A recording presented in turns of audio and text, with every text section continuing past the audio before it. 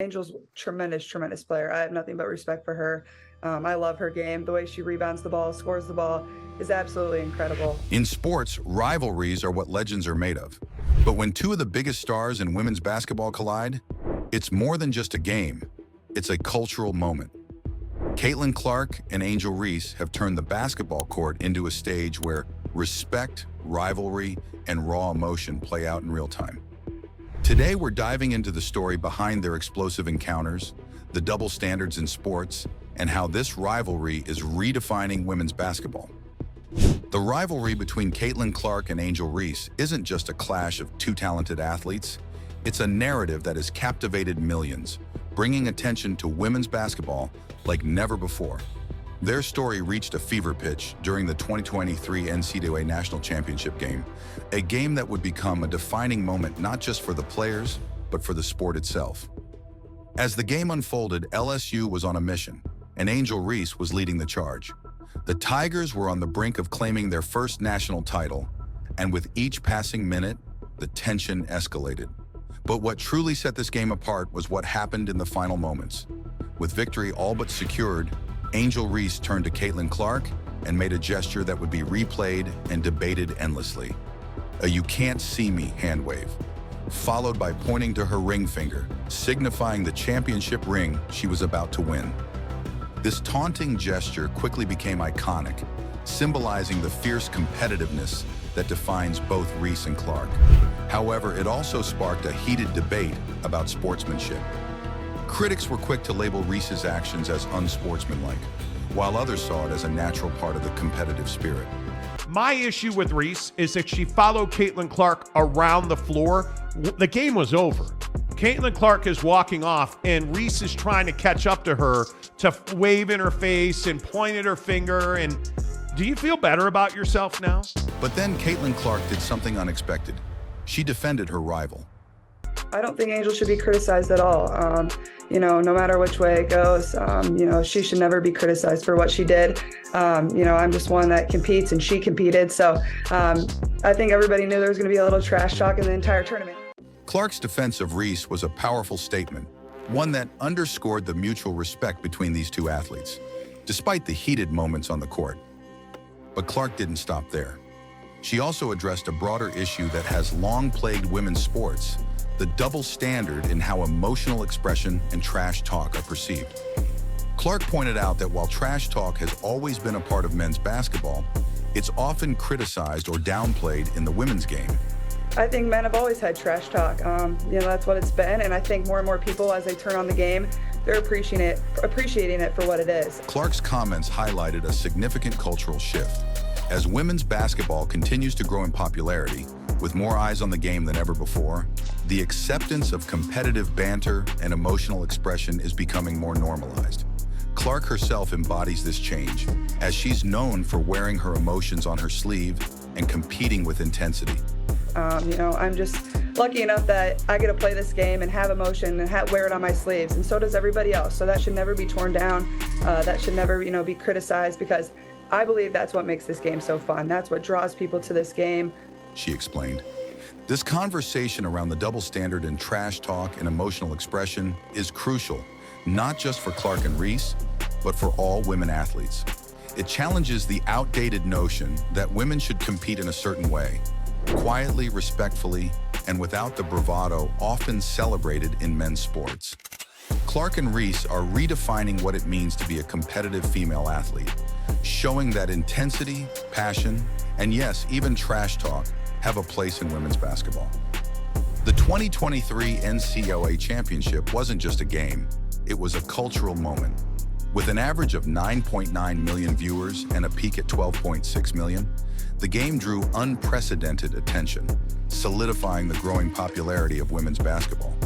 The rivalry between Clark and Reese, combined with the dramatic moments on the court, played a significant role in this viewership spike, making it a landmark event in sports history.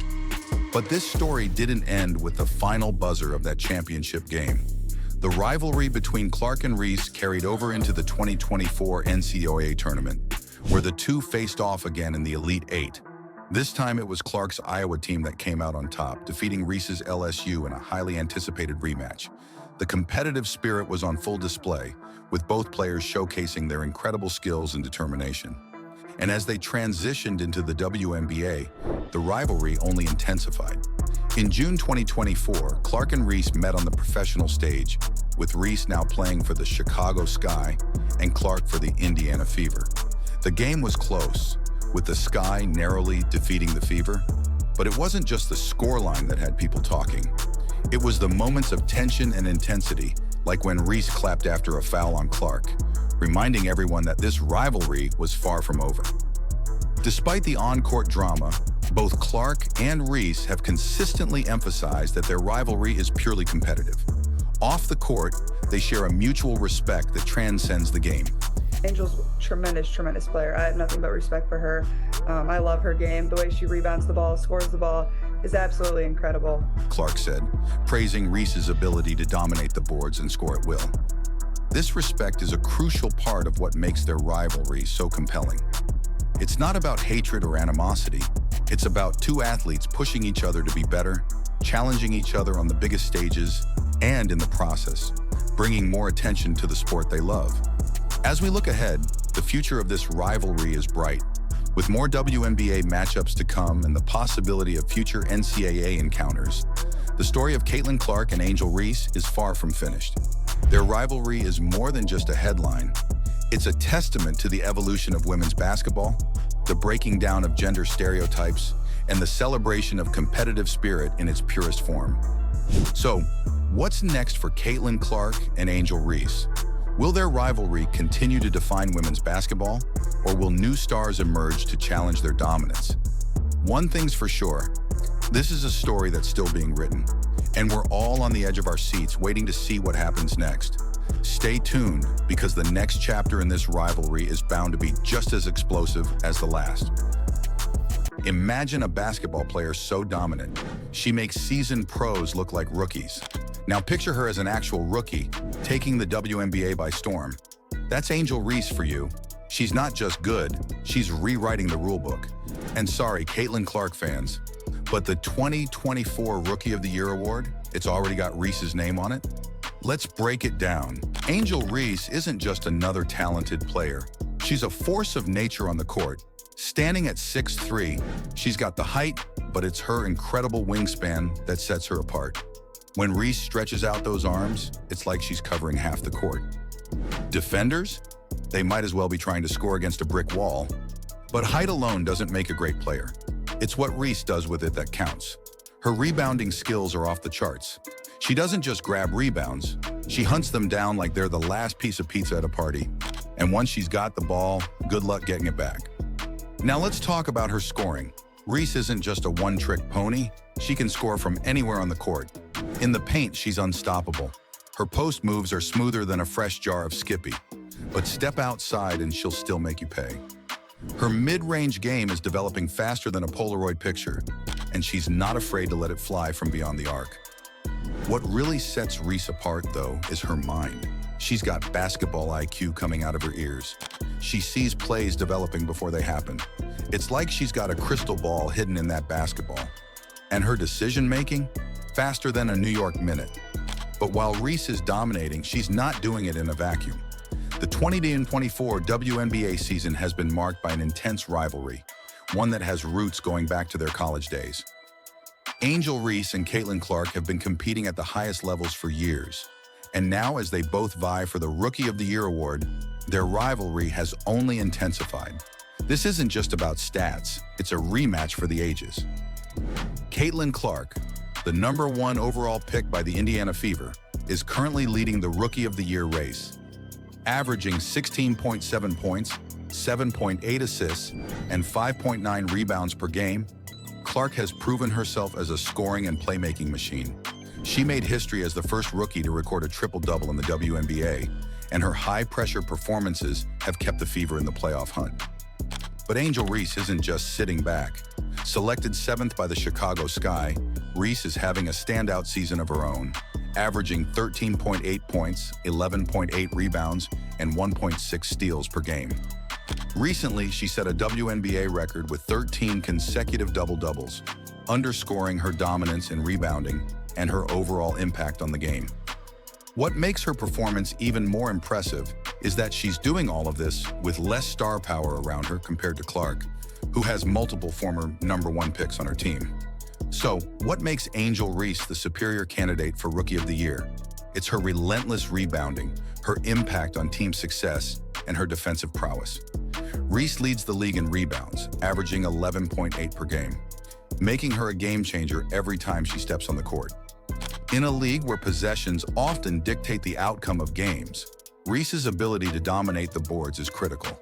Her rebounding isn't just about numbers, it's about securing possessions that can swing the momentum in her team's favor. Despite being on a team with fewer high-profile players, Reese's contributions have helped the Sky maintain a competitive position in the playoff race. Her influence goes beyond her stats. She's the heart of the Sky's defense and a key player in their offensive sets. Some analysts argue that this should weigh heavily in the Rookie of the Year considerations. After all, isn't the true measure of a player's value how they elevate those around them? Reese isn't just a force on the boards, she's also one of the best on-ball defenders in the league. Her defensive prowess is often overlooked in favor of flashier stats. But make no mistake, Reese changes the game on both ends of the court. Whether it's locking down an opponent or coming up with a crucial steal, her defense is as vital to the Sky's success as her rebounding. Her record-setting double-double streak is more than just a stat, it's a legacy in the making. If she continues at this pace, she could finish the season with one of the highest rebounding averages in WNBA history. Her consistency in dominating the paint game after game places her among the elite in the league, making a strong case for why she deserves the Rookie of the Year title. In today's WNBA, you can't just be a one-position wonder. You've got to be able to play all over the court, and Reese is like a Swiss Army knife. Need her to bang in the post? Done. Want her to run the fast break? She's already halfway down the court. Need a clutch defensive stop? She's got you covered. This versatility isn't just good for highlights, it's good for winning. And Reese is just getting started. She's entering the league with a chip on her shoulder the size of Mount Everest. She's hungry, she's driven, and she's got something to prove. Think about the great rookies in WNBA history, the ones who came in and immediately left their mark. Reese isn't just going to join that list. She's going to top it. She's not here to fit in, she's here to stand out. So when the 2024 season rolls around, keep your eyes peeled. You're not just going to see a rookie finding her feet, you're going to see a superstar in the making. You're going to see highlight reels that'll make your jaw drop. You're going to see a player who doesn't just live up to the hype, she exceeds it. The 2024 Rookie of the Year race, it's far from over. Angel Reese isn't just in the conversation, she's redefining it. As she continues to dominate on the boards and lock down opponents, the question isn't just if she'll win Rookie of the Year, but how she'll do it. And once that trophy is in her hands, well, that's when the real show begins. Because Rookie of the Year is just the beginning. The real question is, what record will she break next? Imagine this. Caitlin Clark, fresh off her historic college run, steps onto the court. The crowd roars, but in seconds, she's slammed to the floor. Not once, not twice, but 3 times. Is this just tough love from seasoned pros? Or is the WNBA targeting its newest star? Today, we're diving into the league's roughest plays and how one rookie sensation might be getting more than her fair share of hard knocks. Caitlin Clark's transition to the pros, it's been anything but smooth. The WNBA has always been known for its physical style of play. It's part of what makes the game exciting. But lately, fans and analysts alike are wondering, has it gone too far? Let's rewind to the start of the 2024 season. Caitlin Clark, fresh off her record-breaking college career, steps onto the court for her pro debut. The anticipation is electric, but what happens next shocks everyone. Within the first quarter, Clark is knocked to the ground 3 times. Hard. We're talking bone-rattling hits that leave her visibly shaken. Is this just tough defense or something more? Physical play isn't new in women's basketball. Legends like Lisa Leslie and Cheryl Swoops faced their share of rough treatment. But the game has evolved, and so have the players. They're stronger, faster, and more skilled than ever before. But here's where things get alarming. In just 10 games, Clark's been fouled an average of 7.2 times per game, nearly double the league average. This isn't just rough play, it's an onslaught. Take the game against the Chicago Sky. Midway through the third quarter, Clark drives to the basket. As she goes up for the layup, Chennedy Carter crashes into her, shoulder-checking Clark and sending her hard to the floor. The foul wasn't even called initially, igniting controversy and raising questions about whether officials are turning a blind eye. Clark's stats tell the story. She's been whistled for 32 personal fouls this season, fourth most in the league, and involved in 78 total foul calls, the highest of any player. This isn't just about playing hard, it's about targeted aggression. In a recent game against the New York Liberty, Clark found herself in another precarious situation. After being hit on a screen, she signaled to her ear, clearly in discomfort. She briefly left the game, reportedly dealing with temporary hearing issues, before returning to the court. This incident, among others, has sparked a debate. Is Caitlin Clark being unfairly targeted and even bullied by veteran players who might resent her immense popularity and hype? Critics argue this is just part of the game. She needs to toughen up, they say. But is that fair? Or is Clark being singled out because of her star power? Let's take a look at her fellow rookie stars. While they've faced physical play, none have been body-checked, double-teamed, and left on the hardwood like Clark. Why the special treatment? Even the WNBA's response has been criticized as tepid. Commissioner Adam Silver downplayed the situation, dismissing the rough play as a welcome-to-the-league moment. But for many, this explanation isn't enough. The calls to protect Clark and other young stars from overly aggressive tactics that could lead to injuries are growing louder. It's not just about Clark. The overall level of physicality in the WNBA has been ramping up for years. Players are getting injured more frequently. Games are becoming more about brute force than skill and finesse. Take the recent matchup between the Las Vegas Aces and the Connecticut Sun. What should have been a showcase of elite talent turned into a slugfest. By the final buzzer, 3 players had left the game with injuries. So what's driving this trend? Some point to the increased stakes. With more money and media attention in women's basketball, the pressure to win has never been higher. Others argue it's a natural evolution of the sport as players get stronger and more athletic. But there's a fine line between tough competition and dangerous play, and right now that line is getting blurrier by the game. Let's circle back to Clark. Despite the rough treatment, she's still putting up impressive numbers. But at what cost? In a post-game interview, Clark admitted, "Sometimes it feels like I'm playing football out there." She acknowledges she'll take a few hard shots per game and tries not to let it bother her, accepting it as part of the rookie initiation process. But how long can this go on? This isn't just about one player, it's about the future of the league. If rising stars like Clark are constantly at risk, what message does this send to young talent? And what does it mean for the future of the WNBA, where fans come to witness skill, not skirmishes? Fans tune in to see amazing athletes perform at the highest level. They want to see Clark's incredible three-pointers, not watch her pick herself up off the floor time and time again. The treatment Clark has endured highlights a broader issue: the challenges young phenoms face when entering professional sports leagues. Veteran players, perhaps threatened by the new wave of talent, might resort to physicality to maintain their dominance. But should this be the norm? Let's consider the impact on the WNBA as a whole. If the league doesn't address these aggressive tactics, it risks alienating both current and future stars. The excitement of watching top-tier talent could be overshadowed by concerns for player safety. So, what's the solution? Some are calling for stricter enforcement of existing rules. Others want new regulations specifically targeting excessive physical play. There's even talk of implementing harsher penalties for flagrant fouls to deter overly aggressive behavior. The league is at a crossroads. As the WNBA continues to grow in popularity, it needs to decide what kind of game it wants to be. A showcase of skill and athleticism, or a physical battle where only the toughest survive? The debate around physicality in the WNBA isn't just heating up, it's boiling over. And Caitlin Clark? She's at the center of the storm. Will the league crack down, or will the hits keep coming? One thing's for sure. Every time Clark takes the court, it's not just her shots we're watching, it's the battle she's fighting to play her game.